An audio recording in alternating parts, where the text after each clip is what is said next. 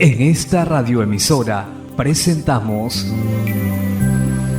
Llaves para vivir con éxito, a cargo del internacionalmente conocido maestro de la Biblia y escritor Derek Prince, quien comparte su experiencia personal y ministerio cristiano en Llaves para vivir con éxito. Bienvenidos.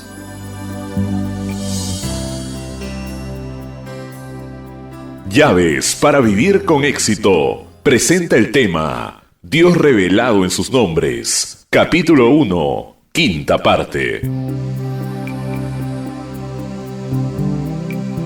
Me alegro de estar con usted otra vez en la conclusión de otra semana. Hoy continuaré con el tema Dios revelado en sus nombres, es decir, lo que podemos saber de Dios a través de los diferentes nombres que le dan en las Escrituras. En mis dos charlas anteriores hablé del segundo gran nombre que los hebreos dan a Dios. Expliqué que tiene dos aspectos esenciales, el nombre que se traduce como Jehová, Yahvé. Los dos aspectos principales son, primero, que es un nombre personal, es Dios la persona relacionándose con el hombre de persona a persona. Segundo, su derivación del verbo ser indica la naturaleza eterna e inmutable del que lleva ese nombre. Recuerde que primero es personal y segundo que es eterno e inmutable. Por estas razones, el nombre Jehová o Yahvé está asociado particularmente con los pactos de Dios con el hombre. Los pactos son una relación de persona a persona, incambiables y permanentes. Estos factores en los pactos corresponden a los dos aspectos principales de Jehová Dios. Ponen en relieve la característica de Jehová como un Dios que guarda su pacto. Jehová está ligado a 7 nombres en particular o títulos específicos que representan 7 aspectos de la fidelidad de pacto que tiene Dios en su trato con el hombre. En orden de aparición, estos 7 nombres revelan a Jehová en los siguientes aspectos. Primero, el que provee. Segundo, el que sana. Tercero, el que es nuestro estandarte. Cuarto, el que es nuestra paz. Quinto, el que es nuestro pastor. Sexto, el que es nuestra justicia. Y séptimo, el que está allí o el que está siempre presente. En mi charla de ayer hablé del primero de esos nombres, que provee. Dije que el primer compromiso de Dios con su pueblo es el de darle lo que necesita. Hoy hablaré del segundo nombre de pacto, el que sana. Ese nombre aparece por primera vez en Éxodo 15, versículos del 22 al 26. Ahí se relata la experiencia del pueblo de Israel después de haber cruzado el Mar Rojo en su liberación de Egipto y su viaje a través del desierto. Dice así: E hizo Moisés que partiese Israel del Mar Rojo y salieron al desierto de Shur. Y anduvieron 3 días por el desierto sin hallar agua y llegaron a Mara y no pudieron beber las aguas de Mara porque eran amargas. Por eso le pusieron el agua de Mara, que significa amargura. Entonces el pueblo murmuró contra Moisés y dijo: ¿Qué hemos de beber?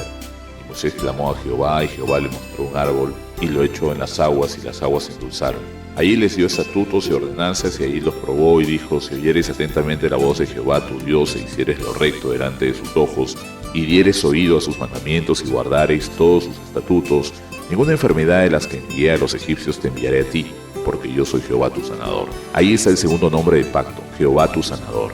El Señor Jehová o Yahvé está directamente conectado con la palabra que se traduce como el que sana. Podemos decir alternativamente el Señor que sana.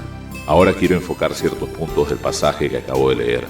La primera cosa que siempre me asombra es que en esta crisis aproximadamente 3 millones de personas murmuraron y un hombre, Moisés, oró y obtuvo la solución al problema. Eso enseña que es más sabio orar que murmurar. La segunda cosa, que la iniciativa en esta revelación vino de Dios. Hay tanto escepticismo sobre el poder de Dios y su voluntad sanadora que creo que necesitamos detenernos un poco. Fue Dios quien arregló la situación, llevó a su pueblo hasta el punto de la desesperación y luego de su propia voluntad y consejo se reveló como su sanador. No fue algo que el pueblo hubiera perdido, había sido la decisión de Dios. Él decidió ser el sanador de su pueblo. La palabra hebrea que se usa aquí para sanar se aplica principalmente a la sanidad física, de donde viene la palabra doctor en el hebreo moderno. En verdad sería perfectamente correcto traducir esta palabra como yo soy Jehová, Yahvé tu doctor. Es precisamente el significado en el hebreo moderno. Apreciemos bien que se requirió un acto de fe para desatar el poder milagroso de Dios, como suele ser generalmente. Dios le enseñó a Moisés cierto árbol, él tuvo que levantar el árbol o el pedazo de madera y tirarlo al agua, y ese acto de fe desencadenó el poder milagroso de Dios en las aguas. Moisés pudo haberse parado en la orilla del agua y creer sin hacer nada, pero nada hubiera pasado. El principio es que la fe sin acción está muerta. Dios espera siempre cierta acción de parte nuestra para demostrar nuestra fe. Luego necesitamos ver que la sanidad se efectuó por medio de un árbol. En hebreo, la palabra árbol se usa indistintamente para designar un árbol que está creciendo como para uno que está caído o ha sido cortado.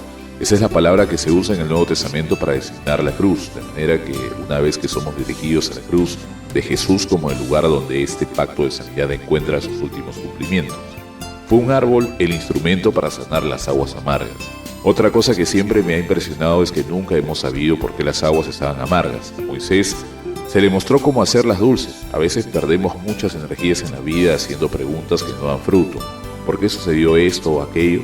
Pienso que deberíamos de dejar de hacer tantas preguntas y pedir a Dios que nos enseñe lo que vamos a hacer y Dios lo hará. Creo que si llegáramos a saber el porqué de las cosas pondría una carga demasiado pesada en nuestra mente. Pero si queremos saber qué hacer, Dios siempre nos dará una respuesta práctica. El requerimiento básico para la sanidad está expresado claramente en este incidente. Si oyeres atentamente la voz de Jehová tu Dios, el hebreo dice, si escuchando escuchas la voz de Dios, la palabra escuchar se repite 2 veces. Recuerdo cuando estaba enfermo en un hospital necesitando desesperadamente la sanidad, me dediqué a buscar a Dios en las Escrituras para que me sanara y este versículo vino a mi mente. Entonces pregunté, ¿qué significa escuchar escuchando? Y Dios me dio esta respuesta. Te di 2 oídos, uno derecho y otro izquierdo. Escuchar escuchando es escucharme con los 2 oídos, pero si me escuchas con uno solo y con el otro otra persona, lo que vas a tener es confusión y no fe. Así que dejé de escuchar el murmullo siniestro del diablo y comencé a escuchar a Dios con mis 2 oídos. Y así recibí de seguro mi sanidad. Ayer dijimos que el compromiso de Dios de proveer encontró su cumplimiento en Jesús, el Cordero de Dios. Lo mismo es verdad con el compromiso de Dios de sanar. También encontró su cumplimiento final en Jesús.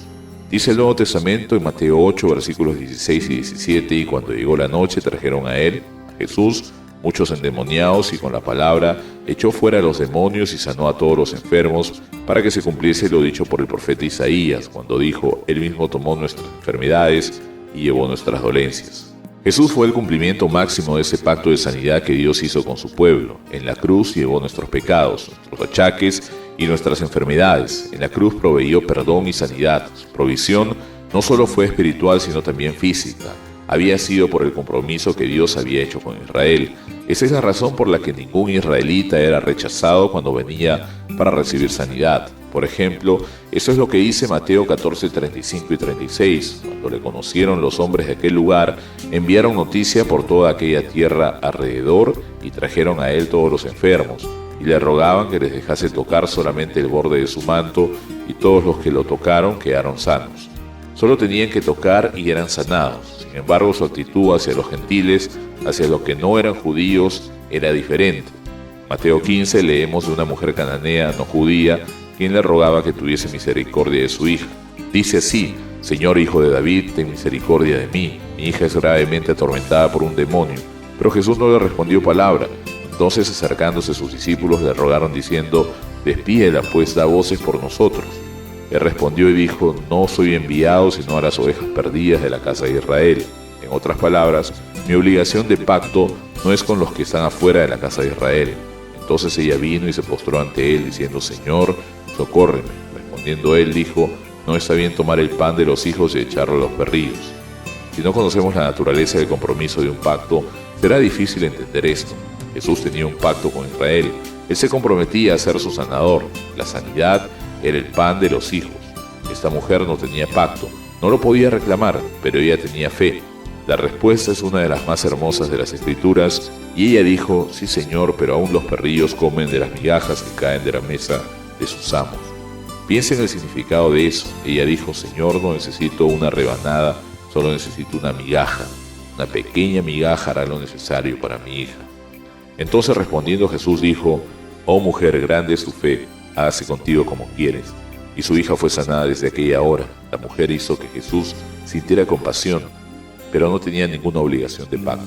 Para terminar, déjeme recordarle que Dios es aún el sanador de su pueblo. Malaquías 3:6 dice, porque yo Jehová no cambio. En Hebreos 13:8, Jesucristo es el mismo ayer y hoy y por los siglos. Pero nuestro tiempo de hoy ha terminado. Regresaré nuevamente la próxima semana, de lunes a viernes, para continuar con este tema de Dios revelado en sus nombres. Aún me faltan por cubrir 5 de los nombres del pacto de Dios.